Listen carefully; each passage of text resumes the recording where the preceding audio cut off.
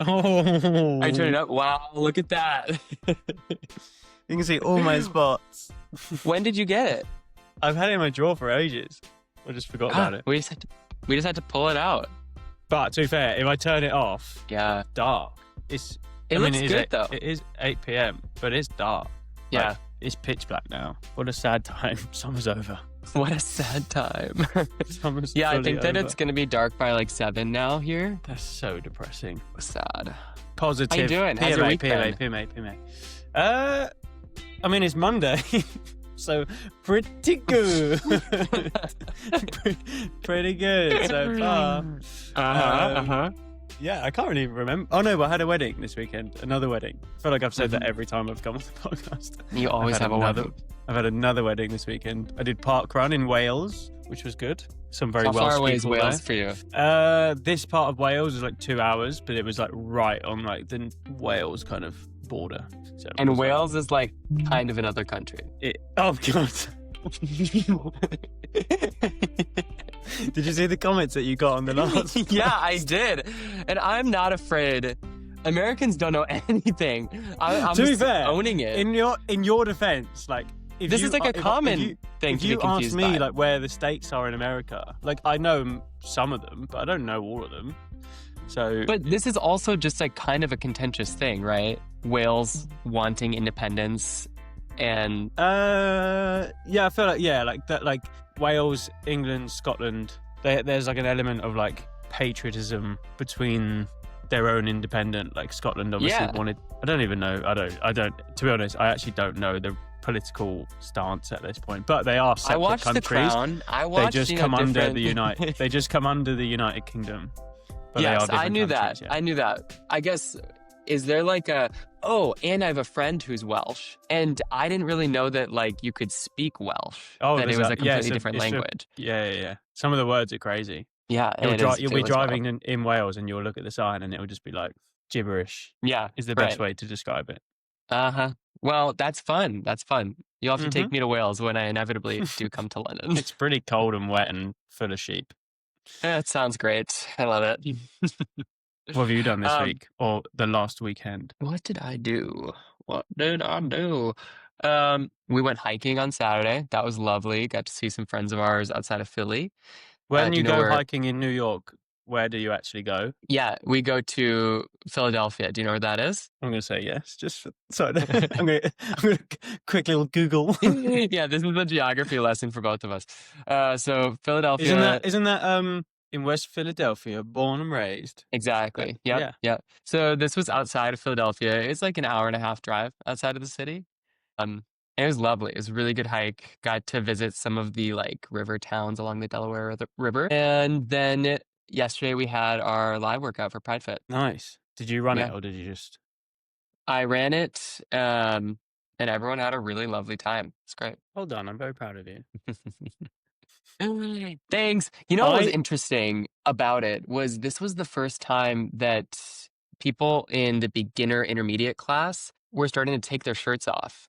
And it was actually like really confidence. Like, yeah, it was sweet because it felt like people felt comfortable enough with each other that they could do that. And that happens in the advanced class. But it was really lovely to see people feeling confident. I think when you come from a gym world, it's so non-sexualized as well. Like when you I'm not taking my top off at any point for someone to be like, "Oh my god, look at that guy." I just prefer to train without a top on.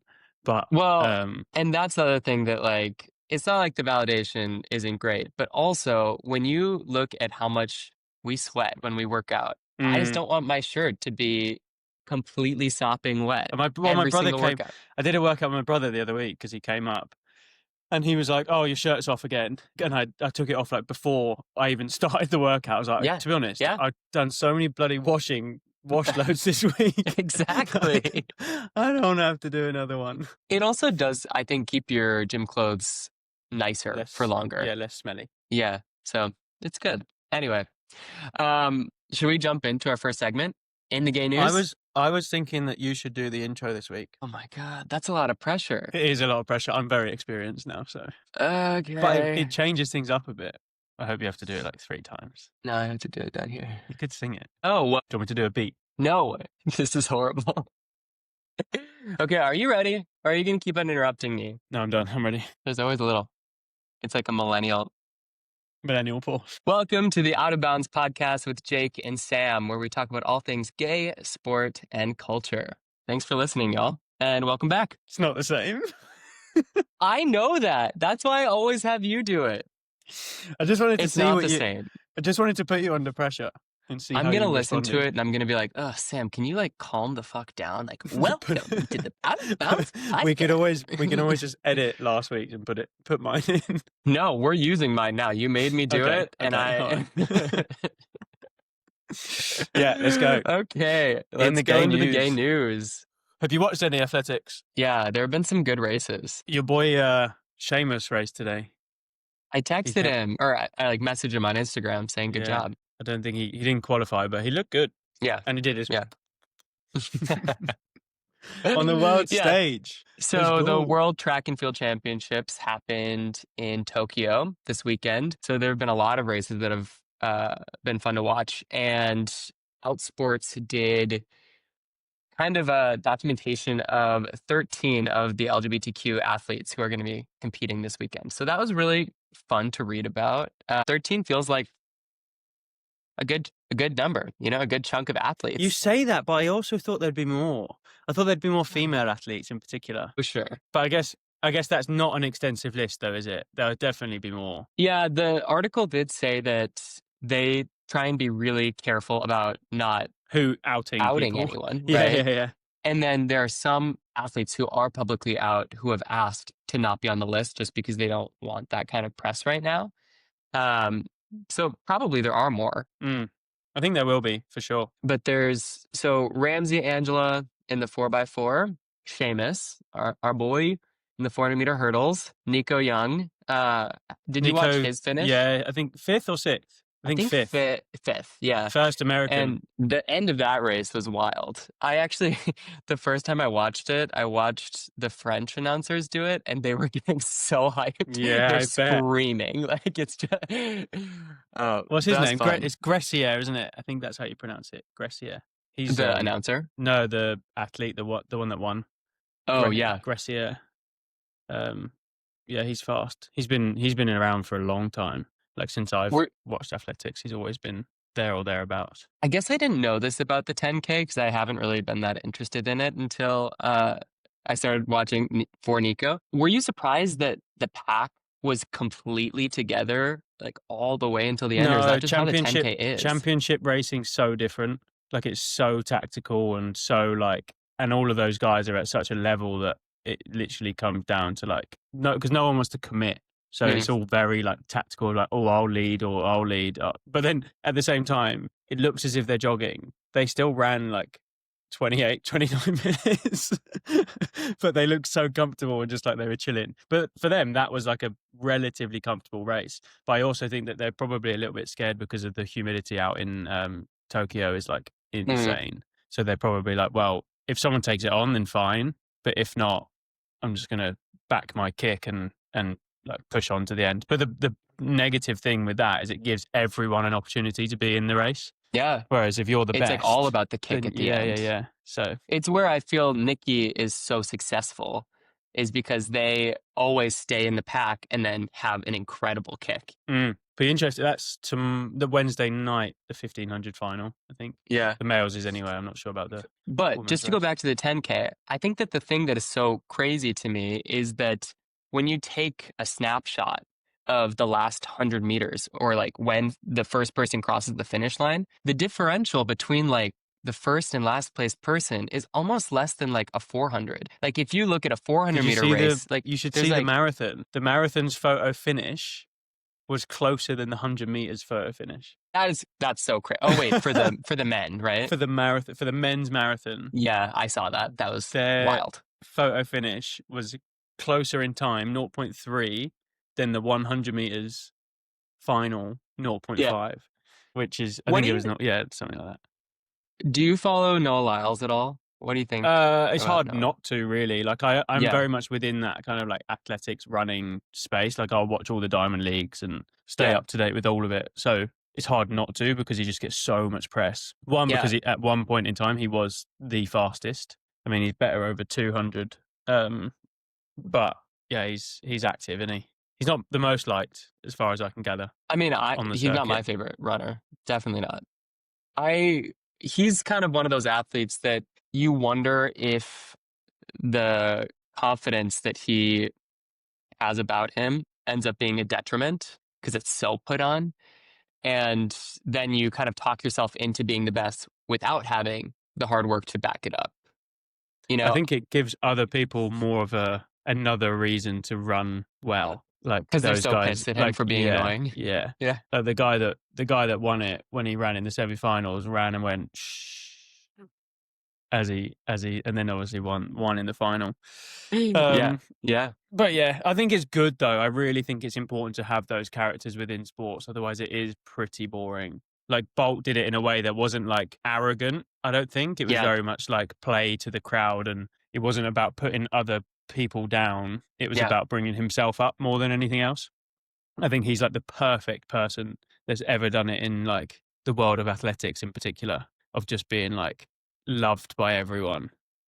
Yeah. Because you look at like Sha'Carri Richardson, and she kind of has a similar problem that you are so interesting and you're so fun, and I want to follow you. And you've got some of those negatives as well. mm, But then when you compare to the Jamaican women who are so talented and some of the best athletes in the world, they don't necessarily bring as much press to the sport yeah, and they kind of go under like under just the radar a bit. well, to be fair, they bring high fashion to the Yeah, game of. I that's don't know true. how. I was thinking that the other day. I don't know how these girls run with hair like that, especially long distance runners. Like obviously they're like it's a little bit different, but like Oh, totally. the sprinters are. Surely that's weighing you down. Like when it comes Yeah. down to like fine margins. Yeah. I'm shaving my head. If I'm a sprinter, I am going bald. I guess there's more drag in a pool, but I mean, men shaving their legs for swimming, it Yeah. seems like you would not Well, want they all shave that them for hair. running as well. A lot of Do they? runners have that. Yeah. A lot of runners will have shaved leg hair. I don't know. Not to bring this up, but I think it's complicated for female athletes because if they present too masculine, I think that they have a much harder time with people calling them men or being like, "No, we got to get you tested." I think it's. I can imagine that a lot of women deliberately kind of like Go amp femme. up the feminine. Yeah. Interesting. Sucks. Cool. What else has happened this week? What a week it's been. Oh, Has it been a week shit. for you too? Charlie Kirk. Yeah. I It's can't just believe really- I can't believe we were able to. I can't believe we were able to see it. That's the biggest thing that I was. It was because it, and then I logged on and went onto TikTok, and it was like the first thing that I saw, Mhm. and it's just like, I do think, personally, I don't think anyone deserves to die. Nope. Me either. Like going down the route of violence is just awful, especially when obviously there's family and kids involved. People obviously have very strong opinions, and we've obviously spoken on the podcast about how even last week the Trump government and etc. Yeah, I don't think it's a hard one to then be trying to argue, and then there's a lot of people online being like, oh, he deserved to die, sort of thing, and it's like, I don't think anyone deserves to die based on their political or personal feelings. Agreed. Obviously, depending on how far you go, but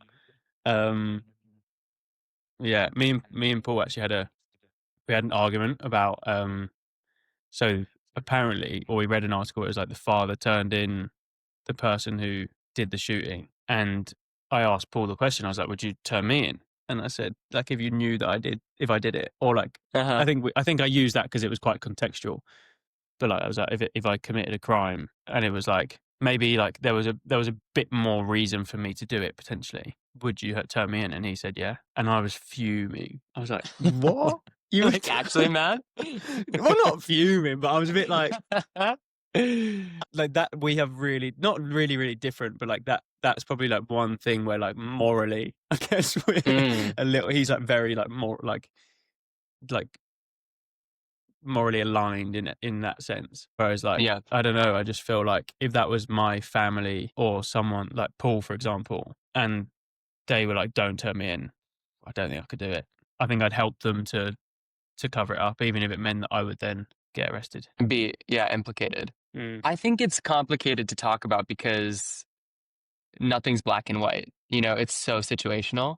Yeah. So But in that context, I'm thinking about the context where, like, if Jared were to accidentally hit someone with his car, and that person passed away or something, that's like a very different scenario to me than if I decided to go and murder someone. And my brain, whatever ethics we have there, kind of says that if I were to go and murder someone, Jared should turn me in. But if there's like an accident or whatever, then it's like a gray area that's complicated. I'm the other way around. I would expect if Paul came home and said, "Oh, I hit someone," and like drove away, I would expect him to go and turn himself in. Whereas, but why? If he went and said that he murdered someone, you'd be like, no. But if he did it for me, or like, but he didn't, right? No. Oh, okay. Yeah. Or if he had valid reason. Whereas like accident, I don't know. Yeah. I don't know. I think that I would protect him what you just said. What is the valid reason to murder anyone? There is no. Even in some of like the most heinous of cases, I still don't really believe in murder. See, I talk the big one, but there's no chance I would do it. No, totally. I'm the biggest pussy ever. I'm all for like the rule of law, like you having to like go through the system, and like if I have no idea what I think about the death penalty, honestly. I can't really wrap my mind around it. In Utah, apparently they still have it, so surely that guy's going to get... Maybe, yeah. I don't know, it's complicated. I think that what it really brings up for me is that I 100% agree that no one should be killed for their political beliefs, which tells me that I would really love for this kid to not have access to firearms. That's the through line for me. I don't think that this is going to do anything to push gun safety laws, ironic, unfortunately, really, isn't it? Like, he was very pro-guns, and like there's a lot of quotes of him saying like some people need to die in order for us to keep the Second Amendment or whatever the actual... Is it Second Amendment? Is that right? Yeah, that's right. Thank you. It's good. It's impressive. But I don't know anything about yours. But I don't... Yeah, it's just quite ironic that was even the topic of conversation when it happened. But again, it brings you back to that kind of like mass shooting, and then the numbers are crazy. Like it's so crazy. When you just see it on a screen, it's a bit like, oh, like another one. And it's become so normalized now. This is my issue. Being someone with like a science background, and that most of my life is I try and really base that in science. We were driving to Philly this weekend, and I'm looking at, this field that has like 8 solar panels. It's not even a big solar farm. It's a very small one. And I just turned to Jared and I'm like, what the fuck? If we didn't have these shitty people in government, we could really be using all of this science and research that we are finding to make the world a better place. Better access to better food, better access to clean energy so that the world does not die, have better access to healthcare, have better access to cancer research. And it drives me nuts that we are making these advances in science. I think the message is that we can't do anything about it with this fucking administration. As humans, we are just shit.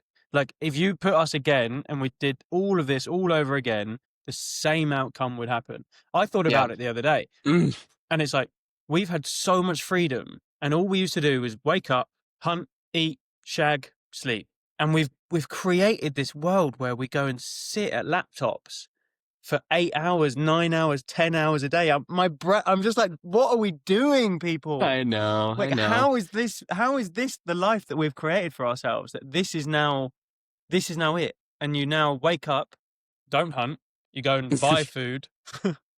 You go and sit on a train for 20 But we minutes, 30 create minutes. satisfaction from what we're interested in. Because, for example, I don't think that you're not satisfied by training 3-4 hours a day. Mm. It's something that you are interested in. It's something that brings you satisfaction because you've decided that it brings you satisfaction. Yeah, I but think that's kind of nice. I was lucky, and I'm one in few there where I agree. I escaped that world. Yeah.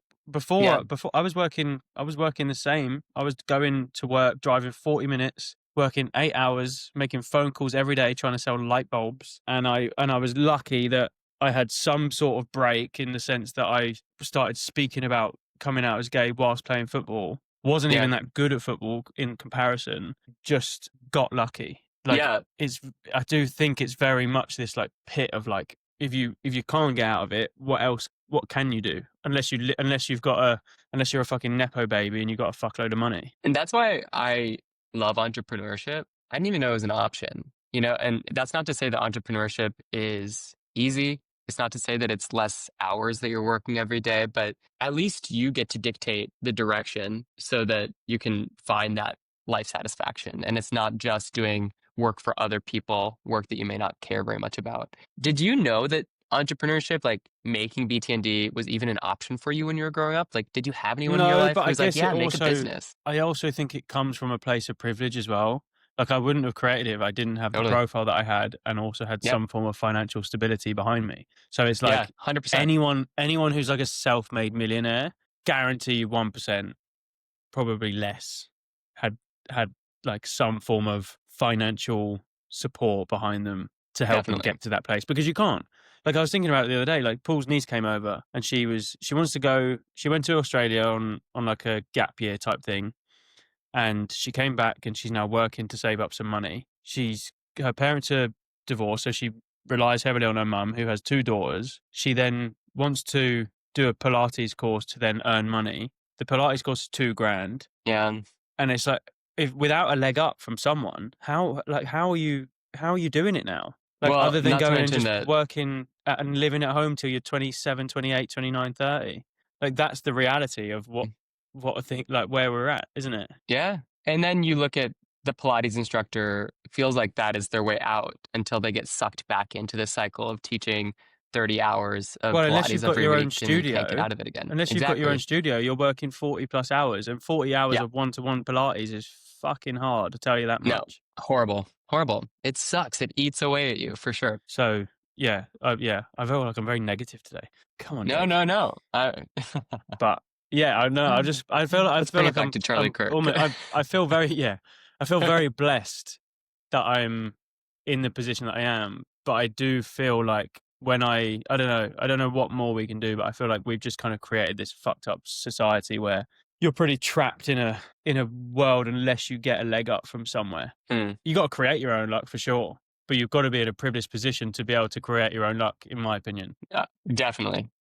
So that's my 2 pence anyway. I will say, going back to the Charlie Kirk thing, there was one part of it. I tried to kind of put up blinders a little bit because social media was crazy this week. But when I saw his wife talk about what she was going to say to her 3-year-old, did you see this? Let me read it because it just. She said, "Baby, Daddy loves you so much. Don't worry. He's on a work trip with Jesus so he can afford your blueberry budget." Which, the entire thing is devastating. And to a kid, it's horrible. And I sometimes just wish that parents would speak to their children in a clear and direct way. I'm not even being tongue-in-cheek when I say that you telling your child that your dad had to leave because of how many blueberries you eat, that actually is crazy to me. That is so... I don't know. The entire situation has been wild. But I also feel like, regardless, like, take away the shooting, these people aren't normal people, are they? They're like AI. They're robots. They're ran and controlled by. They just don't make sense to me. Like people Charlie on the Kirk. internet? No, like Charlie Kirk, yeah. and like the other people that just go on and they're just not human. I feel like they're brainwashed it to such an extent.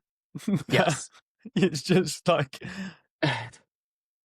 you can't even. Well, You can't. guess how much Charlie Kirk and like the industries or the businesses that he has have raised in the past 4 days. 25 million.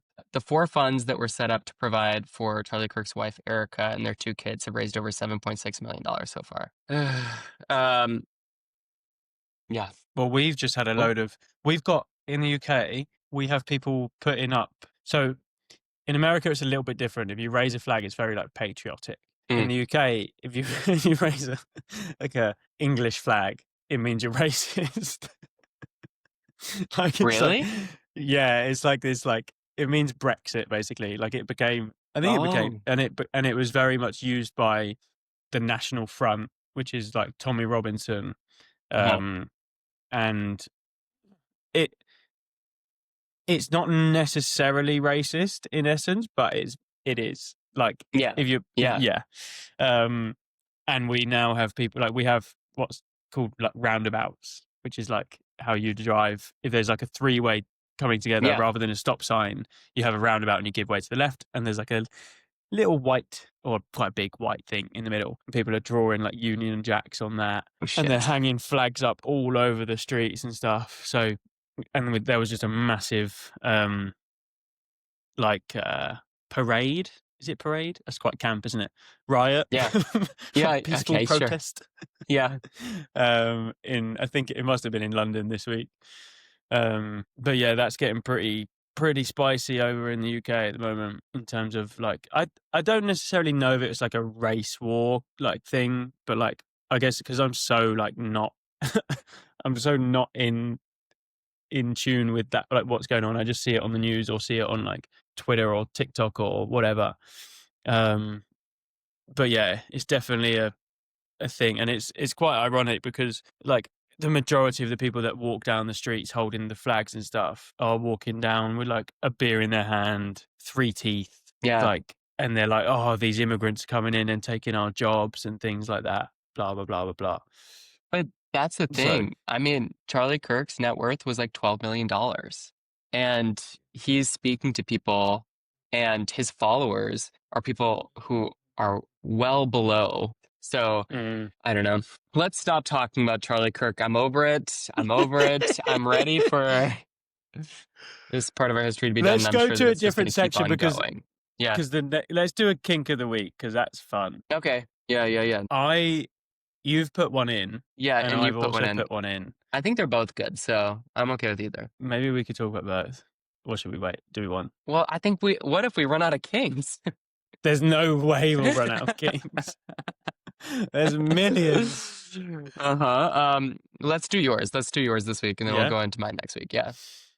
Right, so kink of the week this week is, I actually don't know, is there an actual name for it? And is it a gay thing? Well, there's definitely a name for like animals, right? Like furries. Furries.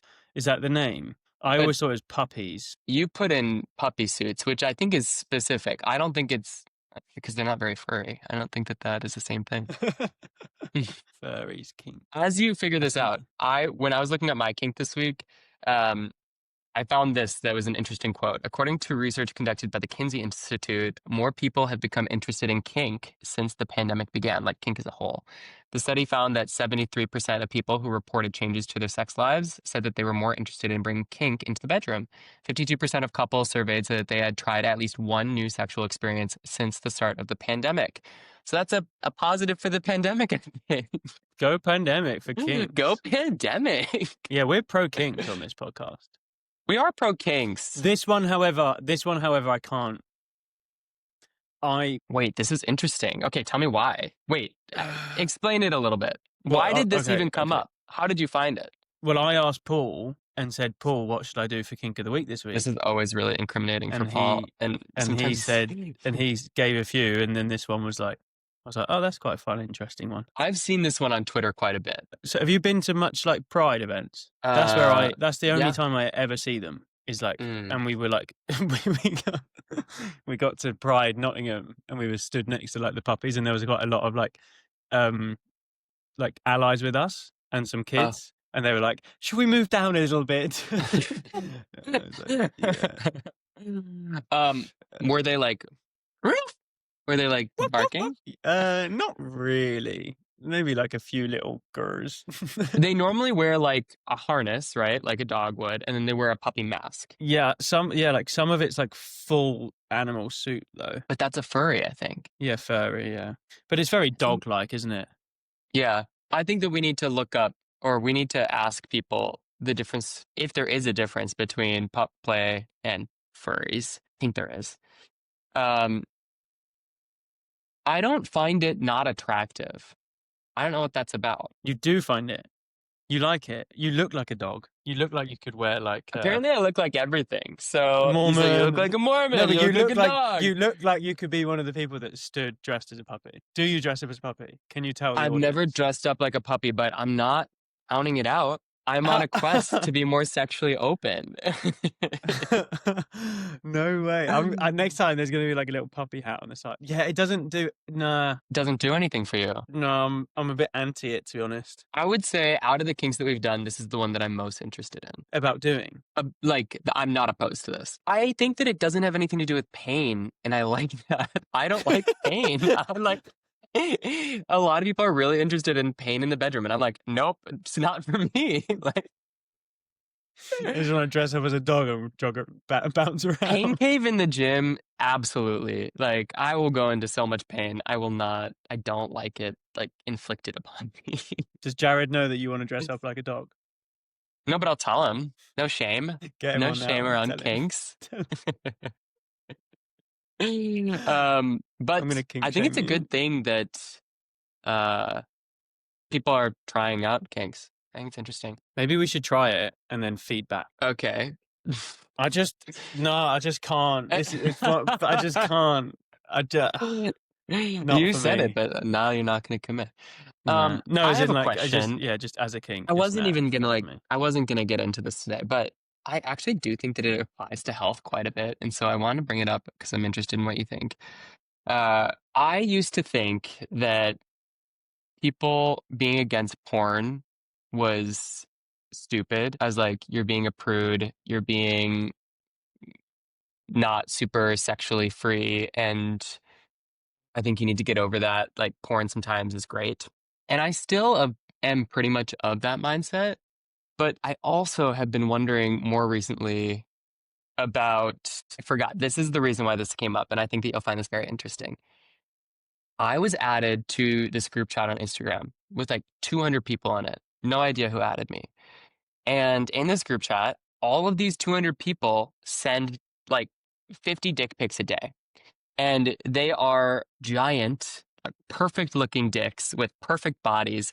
And I'm like, who the fuck are these people? Like, it was crazy. And I have left that group and been added back to the group 4 times. I have no idea what's going on with this. And it just got me thinking, are we constantly inundated with sex and dicks as gay men? And does that affect how we actually enjoy sex? And I'm thinking about like watching a movie with nudity in it, and like, I want that to turn me on. But if I just saw 50 dicks in this group chat today, am I going to be turned on? Is it going to be steamy? Is it going to be exciting? And I just have a lot of dissonance about this. I can't really figure it out. I think, does porn dwindle when you get a bit older though? Like, I definitely don't. I mean, I'd obviously in a relationship, I definitely don't watch anywhere near as much as I used to. Yeah, definitely not nearly as much as like when I was in college. But I guess that was more me obviously being in the closet and having to find a way to and then throw the iPad up when I'm done. Yeah, I think it's just so, like, life is so derived by like sex, money, and there must be something else to go on that list, but sex and money. Mm-hmm. Yeah. I mean, they're sex, money, drugs. I guess so. Yeah, sex, it's another conversation. Yeah. And then they all kind of intertwine, really. And that's like, I mean, that's kind of how life rolls, really. Sex, money, and drugs. Yeah. Other than not drugs, but so it doesn't surprise me that it's like, I don't think it's necessarily a gay thing either. Like, I think it's just like, no, there are plenty of straight people who have like porn addictions or who feel like that like takes over their lives. I just wonder, and I don't think this is an original thought, I just wonder if, in the same way that we say to people, you should not be checking your phone right away when you wake up in the morning because you get this huge dopamine spike. And then what does the rest of your day feel like? It's kind of like downhill from there a little bit. Mundane, yeah.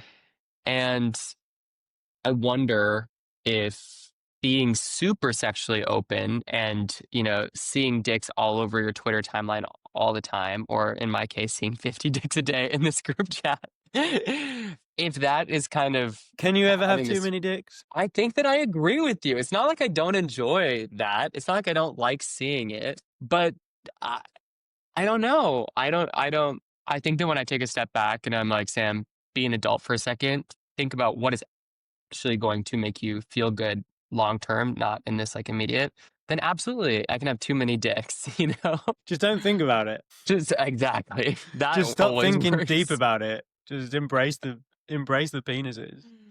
Yeah. Don't let your inner psyche impact your sexual freedom of penises. I think probably I'm being a little neurotic about it, but there's something there. There's something there. I think that about kind of like, how we speak about like far left and like being a little bit woke. I sometimes think that about like people that get really offended, like if you get pronouns wrong and things. I'm like, you're kind of like you're not making it up at all, but you're kind of just limiting your happiness a little bit by constantly looking for something to be pissed off about, or like definitely like there's that, I can't remember their name, but they're always on my bloody Instagram. They're in like cafes and they were like, someone will be like, sir, I think it's like, and they're like, oh, don't call me by that. And it's like, they're not doing, like, people aren't doing it on purpose, but like this person in particular is like all over Instagram and people like hate them. Yeah. But I do think that sometimes I'm like, you're kind of purposely putting this on you to be like, you're finding reasons to be unhappy. And I think it's definitely like a mindset thing with people where they're like finding reasons to be pissed off at something. Yeah. Like there always has to be like you're a bit of a martyr. Like they always have to be pissed off about something. And it's like, I wish people were a little bit more like free flowy with like, obviously things can upset you and piss you off, but it's like, get over it. Like life is so short. You're saying that I'm being too angry about the porn thing?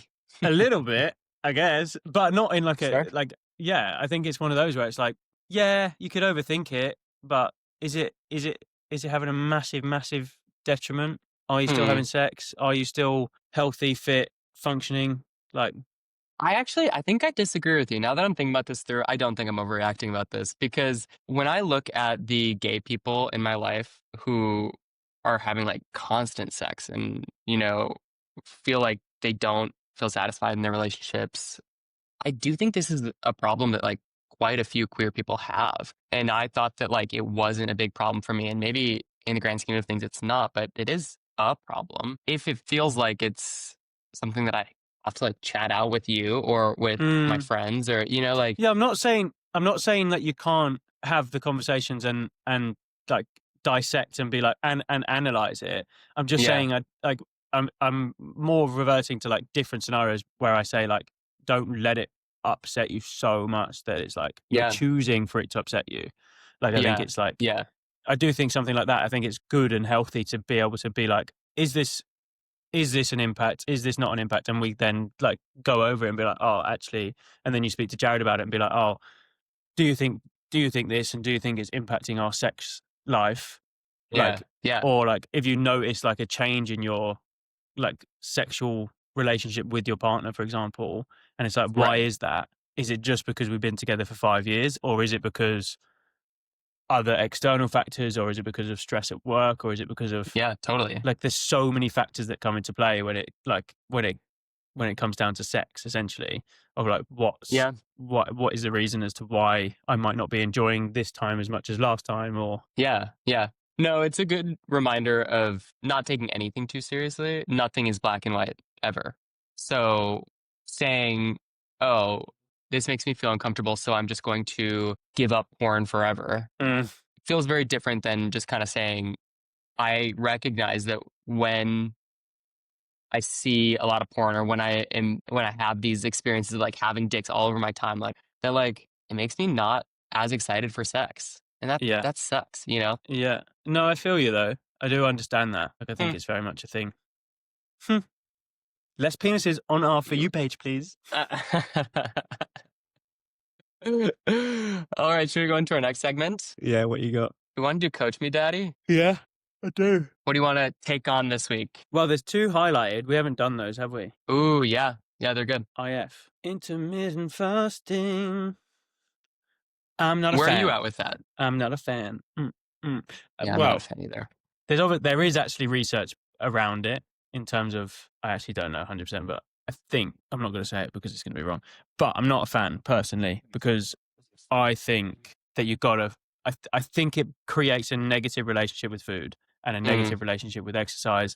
I think you got to fuel well for your sessions. Even if you're not an athlete, I think you should treat yourself as if you are one. I think you should eat well, fuel well, train well, eat well again after, recover well. If your goal is like complete weight cut, then maybe there's an element to that depending on what your goal is. But I personally think that fitness and well-being and health, from a personal opinion, is not a 6-week thing. It's a lifestyle. I will sing that and shout it over a million times that I think that is the best way for a happy, healthy mind. And if you can create that and have that as your core foundations, then everything else in your life will be in a better place.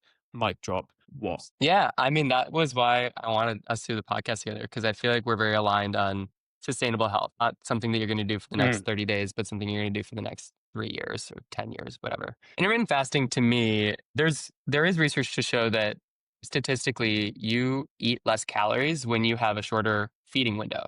So if you're only eating for 6 hours of the day versus you used to be allowed to eat for 12 hours, like your all waking hours, on average, you end up eating less calories. I think that you hit the nail on the head when it comes to, are you really fueling for your workouts to be able to put in a good effort, even as a non-athlete?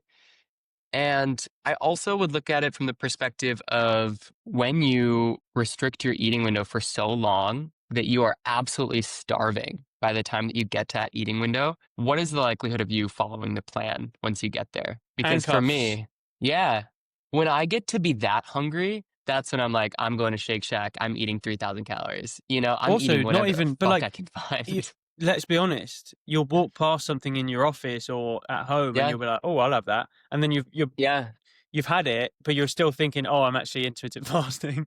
But that's what I mean when I say handcuffs. Is like, you're putting a handcuff on a certain window that creates an element of temptation and like naughty. Like, we like being naughty, don't we? Yeah, I'm terrible at it. If I have to be on a diet, I'm useless. So like, no, I do have massive like, I'm lucky obviously that I train as much as I do. If I didn't, I'd be an absolute like huge human, because I just love food.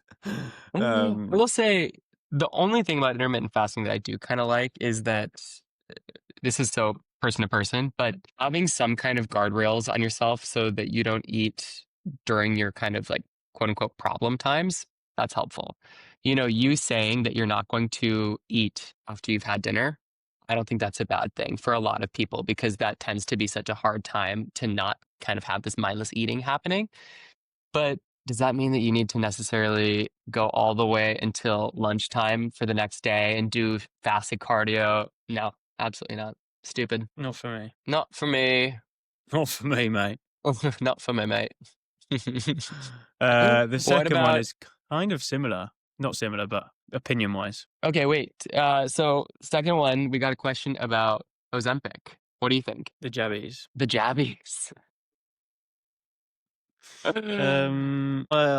Just again, like, sustainable health and well-being. It's just such an easy way, isn't it? It's just such a cheat. Like, interesting. I know. Again, I'm very blessed. I get to train, and I have a very different lifestyle to most people. So like, I'm not very relatable in that sense. Yeah. But I have worked. Like, I have done this. Totally. Like, I've worked 50-hour weeks, 60-hour weeks on the gym floor doing one-to-one training. I've done 45-hour weeks plus as working in sales, like, alongside my training. Like, I've not just suddenly just become an athlete and been like, whoa, like, super shape. Like, it's a long process and a graft and a grind. And it's like, I wouldn't say it's insulting that someone goes and just like takes a really easy way out. But I do think it's like, firstly, we don't know the long-term impacts because it's such a new drug, but it's also you're impacting your hormones. Like there's such an imbalance there. I just think like small and like you don't need to win overnight with the weight loss journey. Like it doesn't have to Mm. be like 6-week window.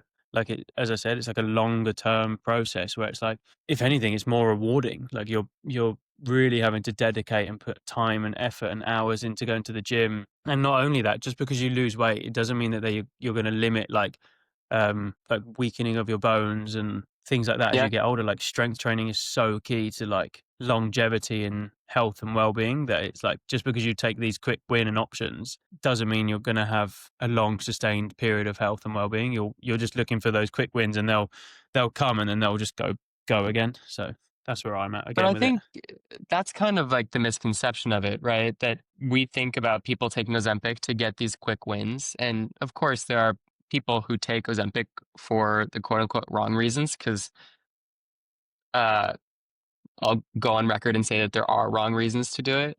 But I think what the research shows is that people who go on Ozempic are actually more likely to increase the number of hours that they are going to the gym, and they increase the likelihood of them starting to eat better food. I feel like our society has had such a negative outlook on any kind of shortcuts when it comes to Mm, fitness and health.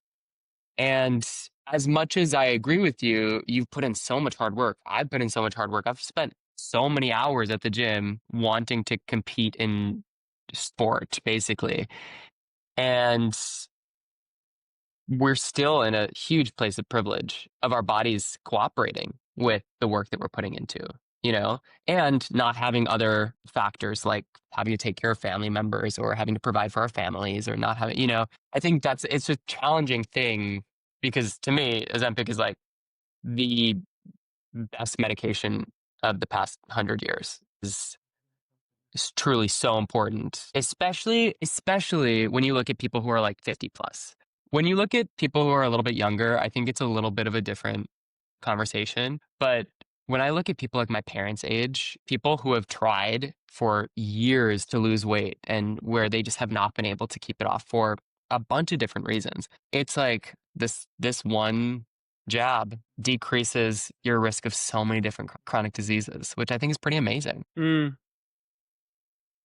I guess my like, I am limited in terms of my research on it. Like I am very much thinking of it as a pure weight loss drug, and the people that I probably know that do use it are like my age, and Yeah. that's where it's like, really, like, but yeah, I guess there are other side when it's medically treated as a instrument rather than just kind of getting it and using it to look good. I will say I have very different feelings toward like testosterone. And I shouldn't really. I feel like I probably should feel the same way about testosterone as I feel about Ozempic, that like it can help a lot of Yeah. people. But I'm so judgy about the testosterone thing. See, I said to Paul that it's worth going and getting, like, because obviously he's getting older. So it's like, Totally. go, like, we're doing bloods next week. Like, I go and do my bloods anyway. But like, is it that we're going to ask the question is like, is it worth at a certain age taking testosterone to then like basically just give yourself the testosterone that you had when you were 30? Yeah. So, but again, But I'm not anywhere near equipped to be like, you need to go and do this and do that medically. but that's what's so interesting to me is that, my like 65-year-old parents going on Ozempic, I'm not concerned about these like long-term side effects that we may not know about yet. Maybe for an 18-year-old going on Ozempic, I am a little bit more concerned about that. And it's kind of the same conversation with testosterone. I am very concerned about a 22-year-old who wants to get jacked going on testosterone, where it decreases his natural testosterone production for the rest of his life. Mm. But I'm not concerned about a 40 or 50-year-old wanting to supplement their testosterone because their T is low, that they've, had that consultation with their doctor, and their doctor has said, no, this would be a really good thing for your energy Yeah. levels, for your reducing chronic disease. That I think is great. I think that's how medicine should be, Nice. Nice. Nice. um, Cool. Should we wrap it up? Yeah. Yeah. It's getting late. I'm getting yawny. I know you are. I mean, I feel bad for you. I'm a potato by 9 o'clock, so I very much appreciate you staying up late for me. I'm getting to a point of tiredness now where I'm gonna get a little bit crazy. You're getting there. Your first race is this week. Tell me about it. Oh my God. Probably when this comes out, you will have just had it. So I'll have raced. Yeah. So if anyone's listening to this, I've just ran 55 minutes. actually, it might be 50. happening because the No, podcast it's on Friday. it comes It's on out at Friday. like 5. Oh, My race is Friday. Why? Isn't it normally on Sunday? Why are you gay? No, it's normally on Saturday. But Okay, tell me about it. I'm ready. It's taper week now. I just did a session this morning, which was a bit of an EMOM, just move the weights and sleds and things. And then I did 2 lots of 8 minutes running at 3:20 pace, which was a little bit speedy, bit of speed work, but not too much Yeah, it's fatigue in the fast. legs. Tomorrow I've got a session with my PT and my coach, and then I've also got a physio session. And then that's kind of it. I'll still move and do bits like Wednesday, Thursday, but I just kind of have like my own little routine. Like I don't stop completely. I just move and then race. And you're doing doubles this weekend. No, this is solo. You're doing My singles. first solo, yeah. Oh my God. Of this year, Are you obviously. so excited? I'm excited, but I'm trying to get like focused. Like I'm trying to get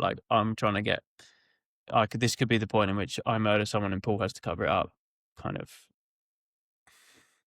Yeah. Confident women don't compete, Jake. Remember. Confident men do. What you got? And remind me where this is. Maastricht. What? Which is in Holland. Can you spell it for me? M-A-A. Maastricht. Maastricht.